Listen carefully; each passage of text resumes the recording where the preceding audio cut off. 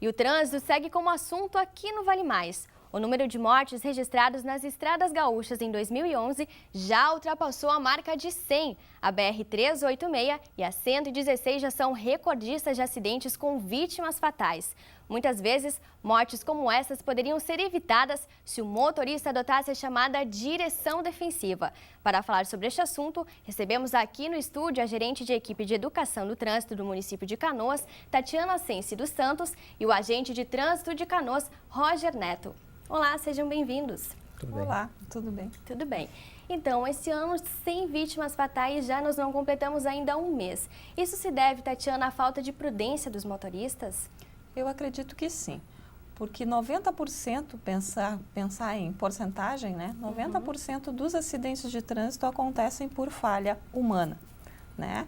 Hoje nós temos uma tecnologia muito avançada com relação aos automóveis e um automóvel sem o ser humano não funciona, né?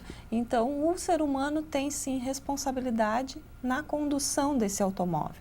E a forma como ele vai fazer é que vai gerar ou não o acidente, né? Eu acho que podemos pensar bem nesse sentido, né? A tecnologia está aí e o ser humano é que é o grande responsável.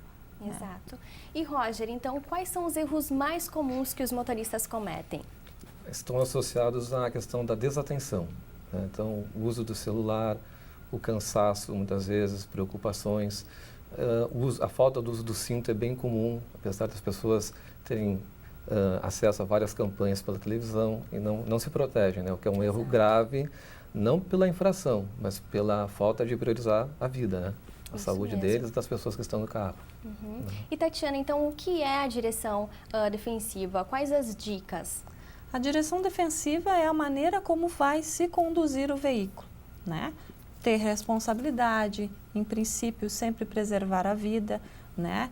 Ter hábitos adequados e sempre prevendo aquilo que pode acontecer, né? Quando tu estás dirigindo defensivamente, tu tem todos os cuidados necessários para que se evite o acidente, né?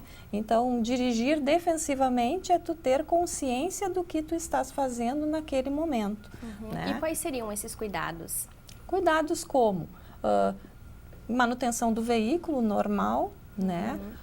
Ter de certa forma, a atenção redobrada no trânsito, porque além de tu cuidar das tuas manobras, tu tem que cuidar das outras coisas que tem no entorno, né? Como outros veículos, né? Outras pessoas,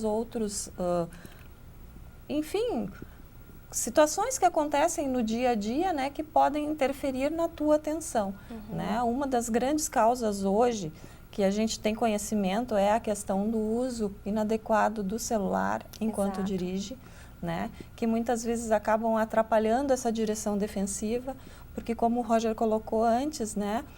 A questão da pressa das pessoas quererem chegar nos locais com maior rapidez possível acaba muitas vezes interferindo no comportamento das pessoas, né? E esse comportamento muitas vezes ele é atrapalhado enquanto se está dirigindo defensivamente em função do celular, né? E a questão do tempo também, o uso do espelho, né, enquanto dirige, isso também influencia?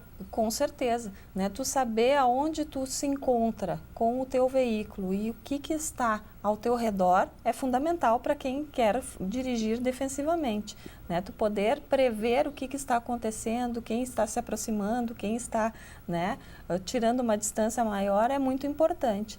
Então, por isso, manter a velocidade, né, no limite da via, usar o cinto de segurança, todas essas são medidas simples que fazem a diferença na hora de colocar em prática os aspectos de direção defensiva que são, né, fundamentais para que a gente tenha um trânsito mais seguro.